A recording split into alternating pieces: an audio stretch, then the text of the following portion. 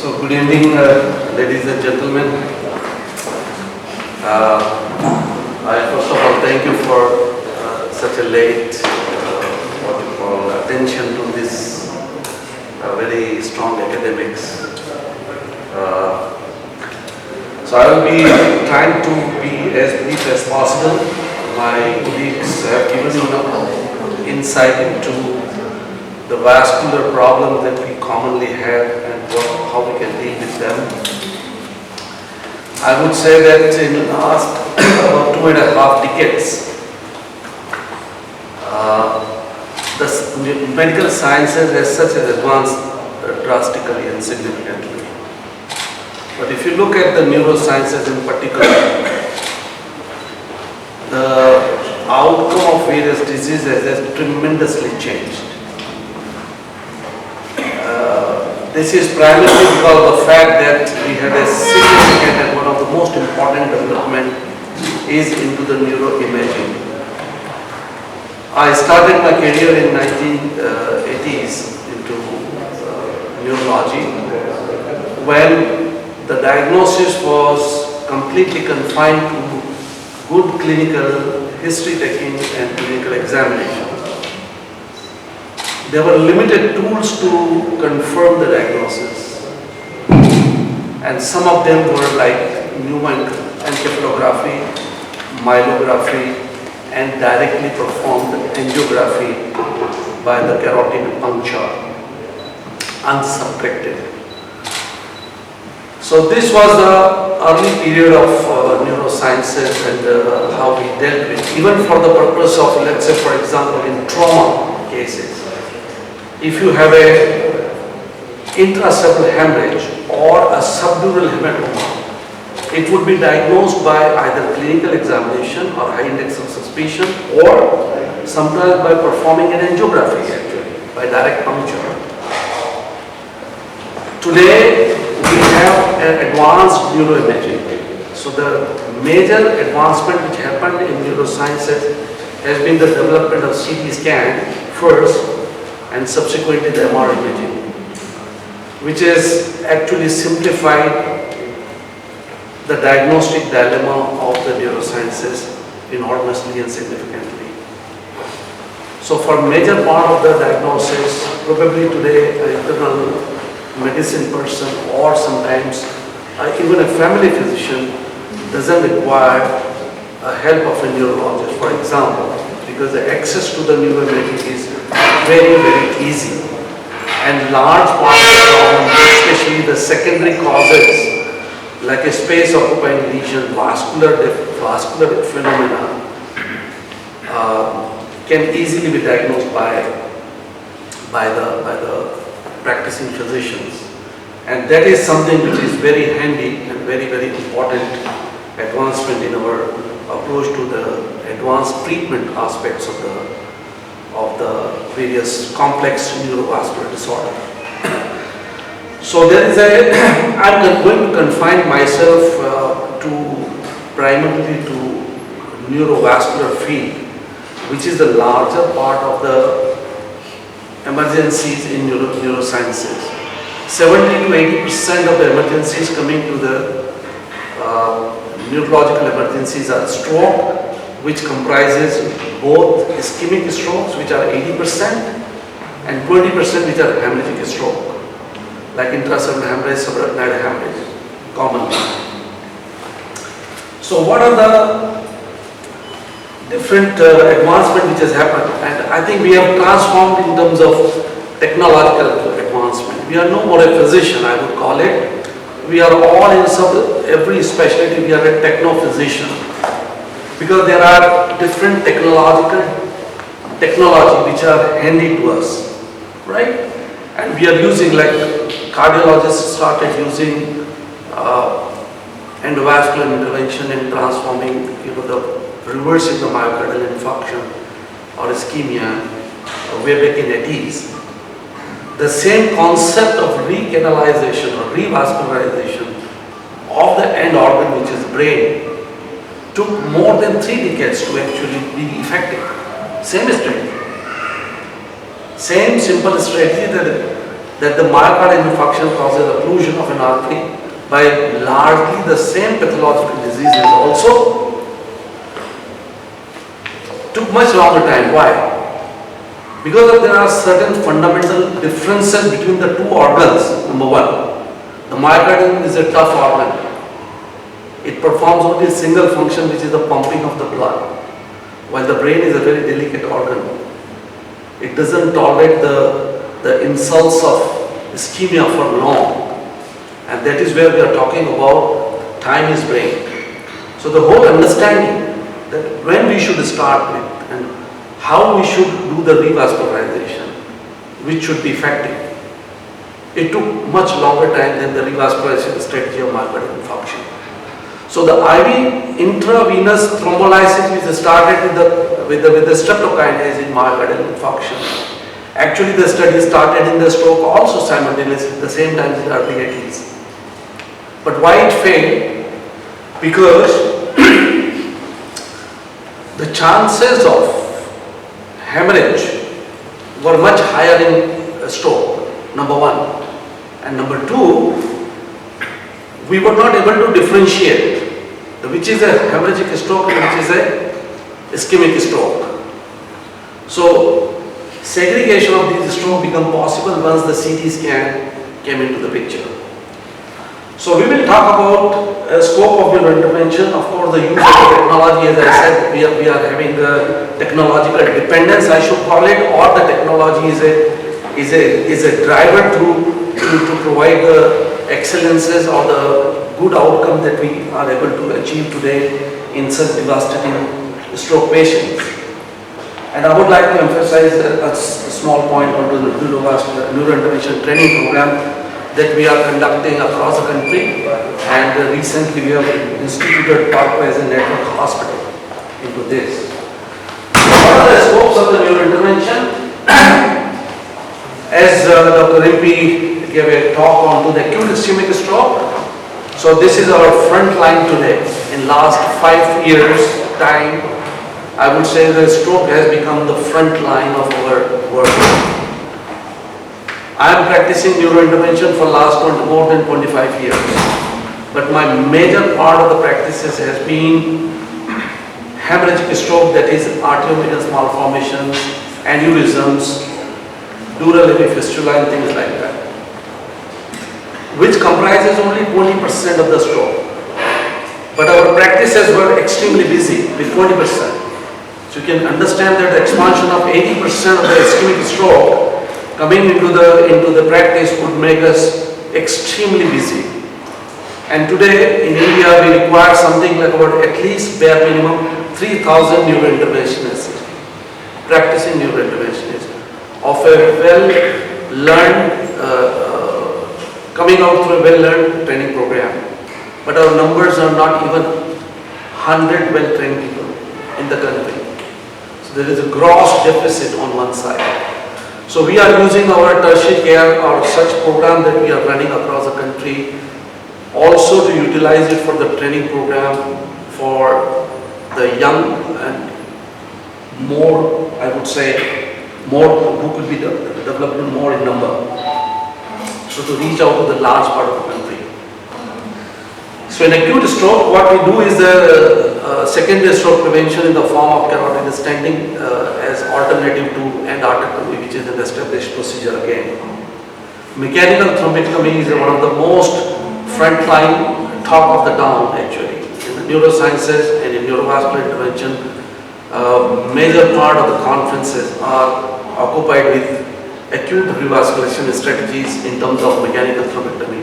And pari passu with this, what we see is that industrial development or the business development, whether it is the device industry or the hospital care industry, delivery industry, both industries are running over time to invest their resources into this field. So that gives you a slight idea about what is going to be the transformation of the practices in the immediate future. Intracranial stenting is another area which we have actually, I would say, made it possible to be safe. And this is of specific significance to India in particular and Asia in particular, because the incidence of intracranial atherosclerotic disease is much higher as compared to the Caucasian or Western population. In the West, it is about 10% of the stroke cases have intracranial atherosclerotic disease. In Asia, in China, we have something like about 50%, Japan again about 40 to 50%, Korea into the same bracket. And our study in India also revealed around 38 to 40% of the cases having intracranial atherosclerotic disease. And this usually occupies in the young population. I will show you through some of the representative examples to make you understand that how we achieve these procedures and what are the clinical implications of those. Aneurysm, again, the front line of our work. Our major part of our work in last 3 decades has been aneurysmal pyometry. Though it constitutes about 5% of the total hemorrhagic stroke, but the amount of cases that we get are much higher than to make you busy in a tertiary care center. Another very important disease that we target or exclusively target and bring out a very good outcome as compared to the neurosurgical work. Now all this sphere of work we have been taken over from the neurosurgical work, because in many situations the neurosurgically it is possible to clip an aneurysm or it is possible to remove an arteriovenous malformation, but with the cost. And the cost is in the form of morbidity that you offer to the patient, because there are different cranial nerves or the perforators of the vessels or certain area of the brain functions which are lost would be the cost that one has to pay. But with the endovascular technique, the morbidity of these procedures are much lower, and that's why it is becoming more and more popular. The skull-based tumors are another area where we complement our work to our neurosurgical colleagues. There are many tumors which are highly vascular. Some of them are like meningiomas or paragangliomas. These are extremely vascular tumors. If the surgeon operates on these tumors, they are very bloody surgery. They are usually incomplete, and they often injure many precious cranial nerves. So we do a pre-operative denudation of these tumors by embolization, so that the surgery there is no bleeding or no demand for the blood even, and the vascular field or the surgical field is relatively avascular. So they have a much better view of the different plane of the tissue. Neurovascular trauma is a relatively unexplored territory, but with the advent of intervention, we have started identifying many aspects of the injury which are not directly to the brain, but to the vessel of the brain. And if you repair those vessels in time, you actually salvage the vascular trauma as well. Cerebral venous thrombosis, again a disease of underdeveloped and developing countries. There is a high incidence of venous sinus thrombosis, particularly in the low socioeconomic group and the middle class group, and in the arid zone or the tropical environment of the country. This is commonly seen with a high percentage in pregnancy or post-pregnancy situation, or some women. Incidence is definitely higher in women, and where the women are on oral contraceptive pills, because there is a hypocoagulable state and they cause venous sinus stenosis or venous sinus thrombosis, and this venous sinus thrombosis lead to venous infarct and headache, epilepsy or focal neurological deficit. Benign intracranial hypertension is an entity which is commonly seen by ophthalmological colleagues, because patients usually go with field defect of papilledema and the field defect to the ophthalmologist primarily. And in the hidden backside they have some kind of a chronic headache.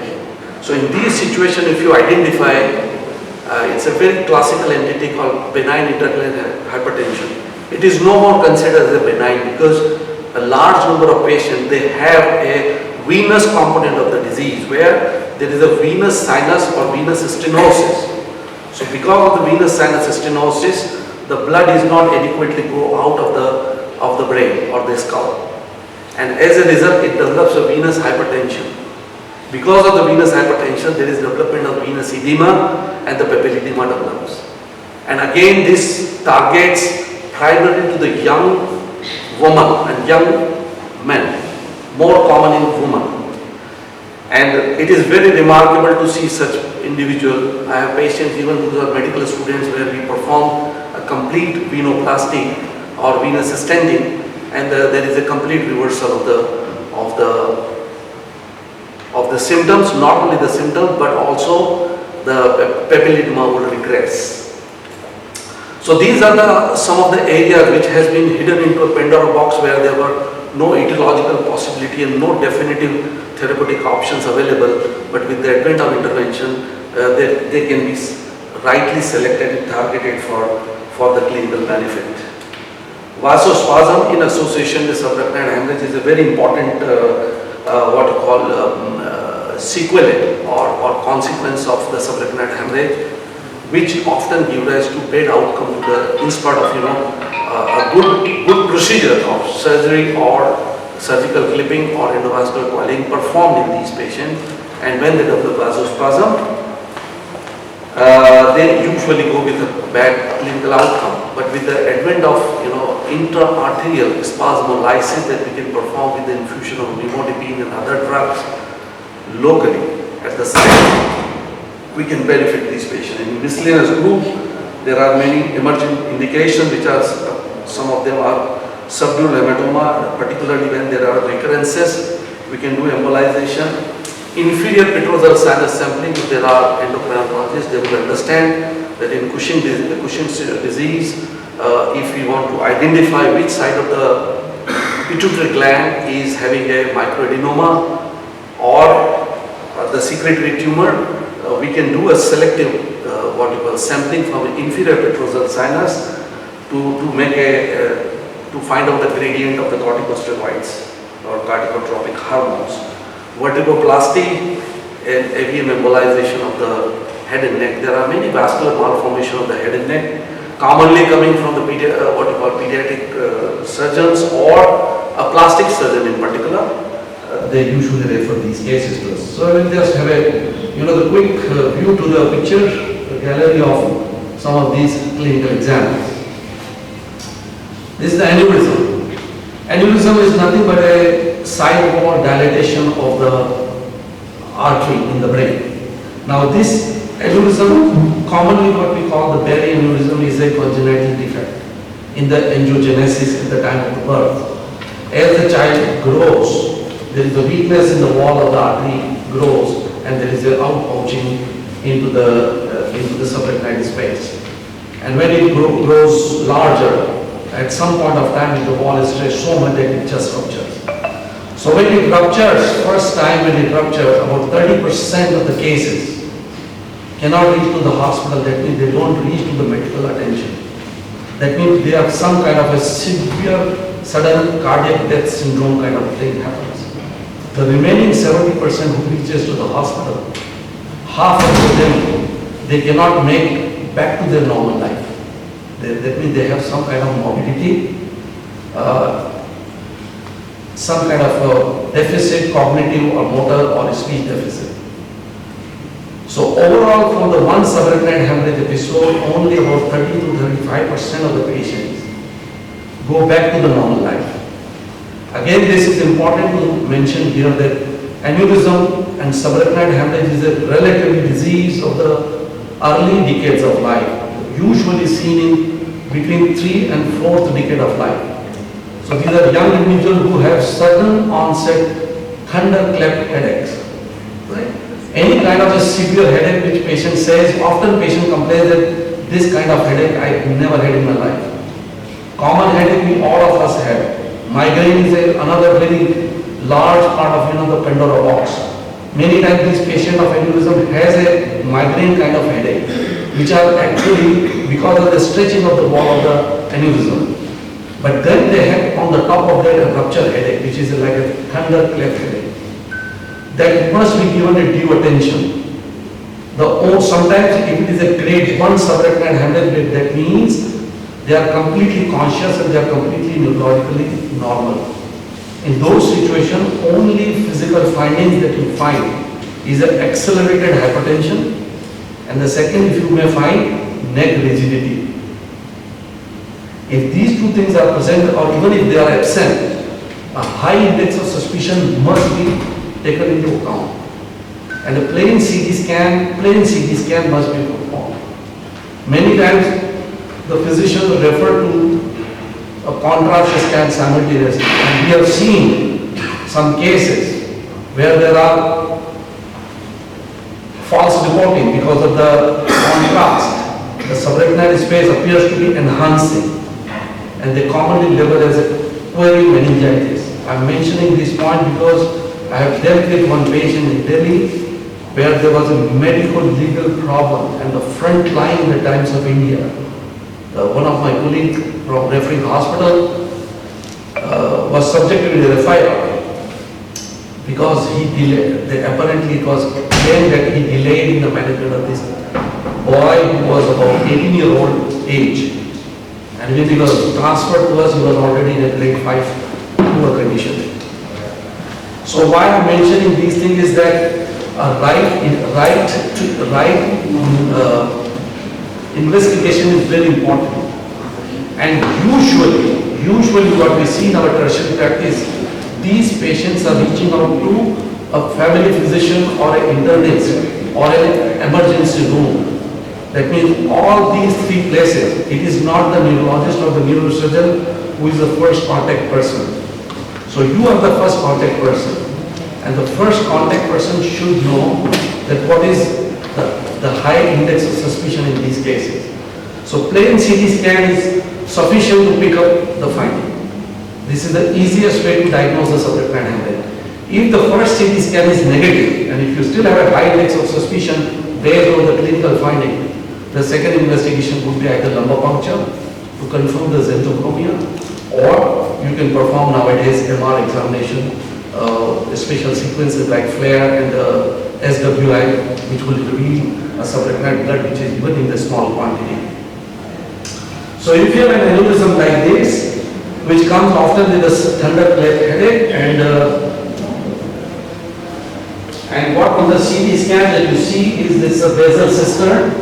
They are completely filled with the blood, and the blood appears on CT as a hyperdense this thing. So all the cistern which should be otherwise black has now become white. So in this patient what we found was a paraclinoid internal carotid artery aneurysm, a large size. As Dr. Lodha mentioned, that the conventional and is still in India today, the widely applied technique is surgical technique, because endovascular is not available everywhere, number one. And number two, endovascular method is expensive method. So it is not reached into the reach of the common man. It is only reachable to maybe 30% of the Indian population, maximum, or 40% maximum. So what is important is that what is the guideline? What the guideline we talk about is the preferential term is in the Western population. All guidelines we follow in the West, either American or European guidelines. But we have to optimize for our patients, all these things. So if the patient has actually an aneurysm like this, which is suitable for endovascular coiling, we consider what is important for us is the base, which is the neck area, which should be small and the body should be bigger. In this situation, we can stabilize the coil, and this is what we do. Under the roadmap, we place the coil here, and once the coils are packed here, there is a complete thrombosis. The advantage of this technique is it's non-surgical. It is done through the femoral puncture. You don't have to do the craniotomy. So the chances of infection and all those are grossly minimized, practically negligible. And if the patient is having, for example, many of these patients have an unruptured aneurysm of this size. Nowadays we are picking up a lot of unruptured aneurysm because of the neuroimaging. So in these situations, the patient will go home the next day because he's not having a subarachnoid hemorrhage. So this is the short stay procedure in a good grade patient or an unruptured aneurysm case. While if you go for the surgery, the minimum they require in the hospital at least 10 to 12 days till the complete healing of the suture happens. This is another case where what you see here is the basilar artery. Now, aneurysm located onto the basilar artery is not a candidate for surgery at all. Even in the best of the surgical hand, this will have a high morbidity. Because in the base, in this area of the, what you call the basilar artery, which is called the posterior fossa, surgeon has practically no space. Because anyway you have a clear, what you call the clivus, and posteriorly you have a brainstem. So you can't retract the tissue. So you have a very, very small area. And there are extreme number of perforators going to the brainstem. So you cannot clip this aneurysm safely and without any morbidity. So even in the best of the hands, even the best facility available, surgeon will have a second opinion to perform the surgery. So these are the straightforward cases for endovascular procedure. But this particular case was difficult for us also because this is a very wide neck aneurysm over here. So if you deploy the coil, they will collapse into the basilar artery. So in this case, what we will do is put a stent across. We will do a scaffolding of the artery. So when you place the stent here, the coil cannot come down into the parent artery. And that's what we did. We deployed the stent. I think from distance you can't see the distal marker of the stent here and here. And through one of the fenestration of the stent, we go into the aneurysm and coil this aneurysm. Some of the aneurysms are not of the Berry's type, what we call the dissecting aneurysm. Young professor of their university, she came with an acute severe headache, that's it. And the CT scan shows the blood in the fourth ventricle. There is no subarachnoid hemorrhage. The blood is completely in the fourth ventricle. And that's what we did. We deployed the stent. I think from distance you can't see the distal marker of the stent here and here. And through one of the fenestration of the stent, we go into the aneurysm and coil this aneurysm. Some of the aneurysms are not of the Berry's type, what we call the dissecting aneurysm. Young professor of their university, she came with an acute severe headache, that's it. And the CT scan shows the blood in the fourth ventricle.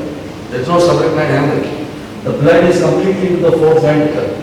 And these are the classical cases which are due to the dissection of the posterior inferior cerebellar artery, what we call the pica.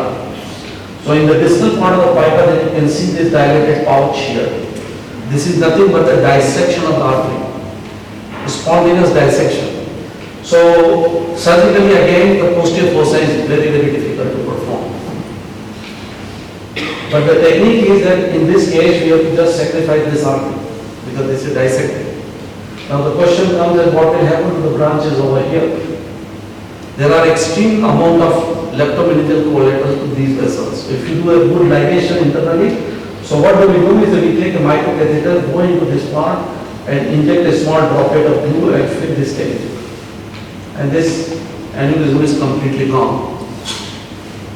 As the patient was grade 1 subarachnoid hemorrhage, fully conscious, completely normal, no neurological deficit. The patient after 3 days went back to normal life basically. Some of the aneurysms are very dysplastic and very large. So in very large aneurysm or what we call the giant aneurysm, coiling is not a method of choice. So in the early 90s when we started only the coiling, we did coiling of these cases also. But the chances of recurrence are practically 100% in these cases. So there was a need for an alternative method, and today, for almost a decade or half a decade, we have a new kind of a stent, what we call the flow diverting device.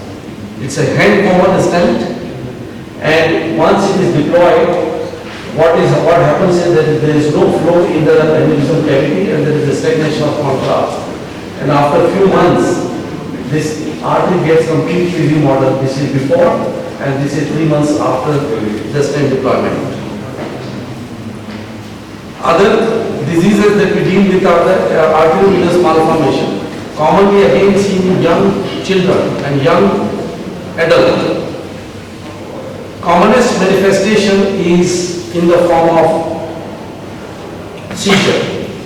Seizure is the commonest manifestation. The second common manifestation is the recurrent headache, and rarely they may come with hemorrhage also. It is the hemorrhagic risk which compels us to treat these areas, because these areas are again inborn defect in the morphogenesis of the vessel, and these areas rarely may give rise to progressive neurological deficit because of the sub effect, because they steal all the blood through the AV shunt. So surrounding parenchyma does not get the adequate blood supply. Now the major problem in the AVM is the rupture. When they rupture into the brain usually and give rise to some kind of a neurological deficit. Depending on which part of the brain they are located, they may be of different consequences. If it is a brainstem location, they are usually devastating and high morbidity. Look at this example. Young girl, 12 years, came with a sudden severe headache and left hematosis of a power 3/5. What you see on CT scan is a large hematoma in the right cilium fissure area. When essentially in these cases, the angiography must be performed because there has to be a cause of the bleeding. Even in the adult 60 or 70-year-old individual, we commonly, as in the neurological practice, especially the neurological practice, not neurosurgery, we would classify them into hypertensive bleeding. But today we consider hypertension as a diagnosis of exclusion.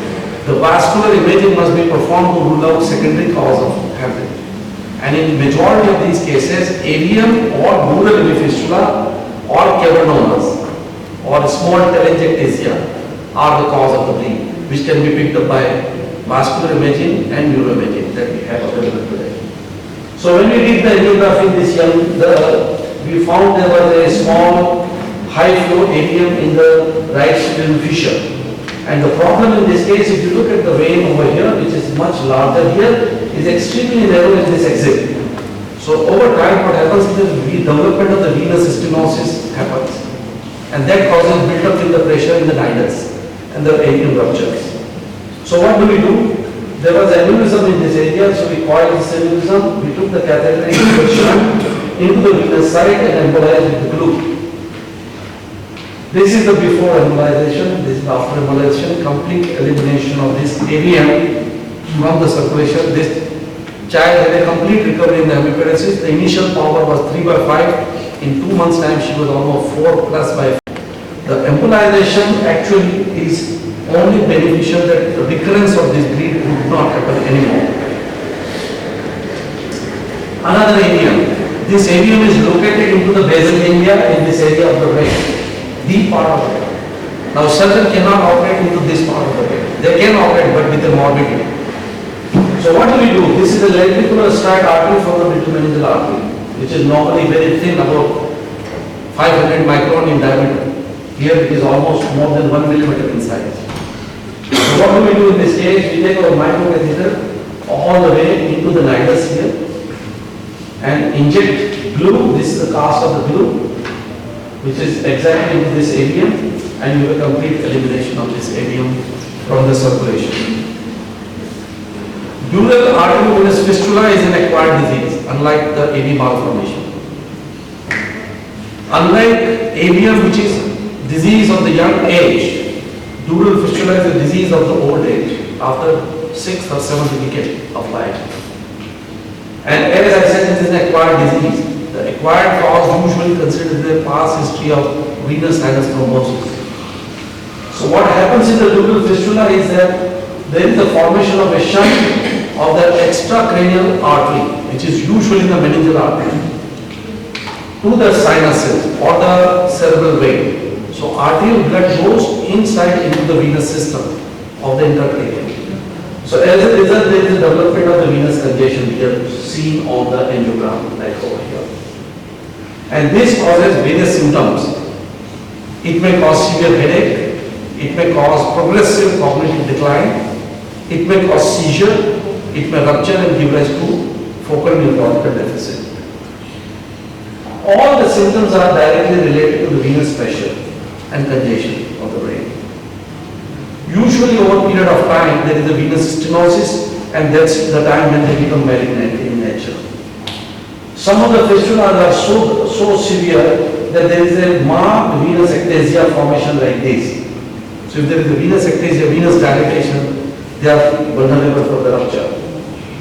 This is one of the example of a case where the fistula is located into the anterior part of the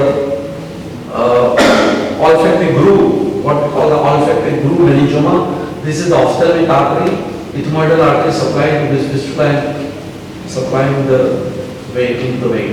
So what do we do in this case is, this can be done by the surgery also, frontal approach, but we can do without surgery by taking our microcatheter into the ophthalmic artery, getting into the fistula,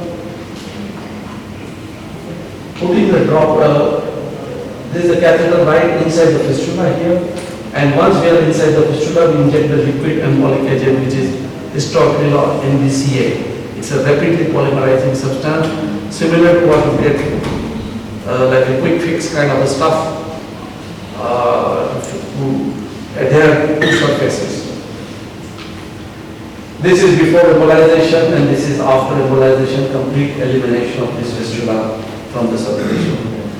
Coming on to the tumor embolization, as I said, paraganglioma meningioma are the commonest one, but juvenile nasopharyngeal angiofibroma or angioma are the common cause of the epistaxis in young children.